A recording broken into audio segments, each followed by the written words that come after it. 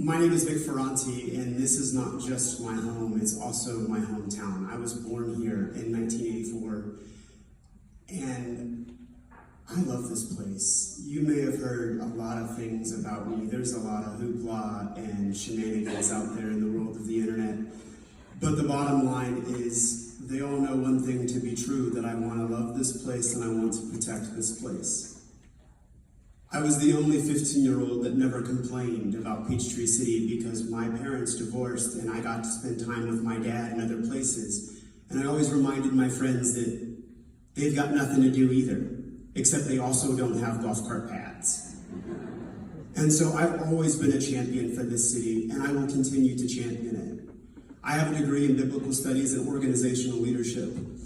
I finished school at the beginning of the financial crisis, and as you know, generally speaking, ministry positions are paid by tithes and offerings, and when no one has any money, you can't pay salaries to ministers. And so at that point, I started a landscaping business that grew extraordinarily. We ended up actually moving across the country to do that for several years.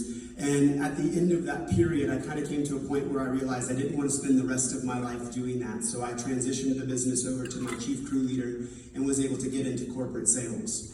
I grew my career there while I also got certified to be a life coach, where I also began working with at-risk teens. And then I spent a lot of time doing all kinds of different stuff within my corporate career, but all of them really boil down to one thing. It's how do you be a change agent? How do you get things and systems to change and move and evolve without the willingness to do so? And that's what you've got to figure out. And that's what I believe I bring to the table. Vote for Nick Ferranti on November 2nd and visit nick4mayor2021.com for more information.